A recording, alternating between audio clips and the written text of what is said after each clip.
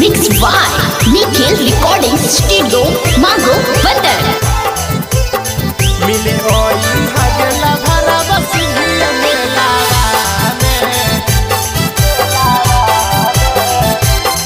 मिले ओई हगला भरा बसिया मेला मिले ओई हगला भरा बसिया मेला में मिले ओई हगला भरा बसिया मेला में चाटा चौमिन खिलाई बहुत राया के लहवा में चाटा चौमिन खिलाई बहुत राया के लहवा में करली बहाना तो घरवा में करली बहाना तो घरवा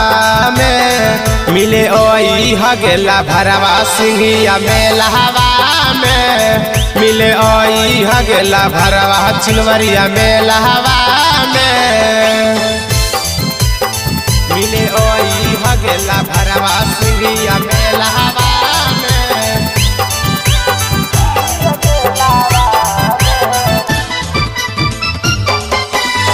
मिले ओई हगेला भरवा चिलवरिया मेलहवा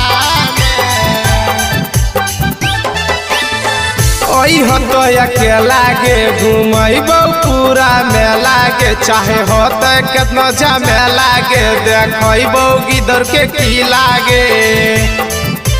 हे गे सोना ओई तो अकेला गे घूमबो पूरा मेला के चाहे होत कितना झमेला के देखबो गिदर के की लागे किनी देबो सिंगर जमुई बजरिया में किनी देबो सिंगर झझा बजरिया में मिले ओई हगेला भरा बसिया मेलहवा में मिले ओई हगेला भरा चिलवरिया मेलहवा में मिले ओई हगेला भरा बसिया मेलहवा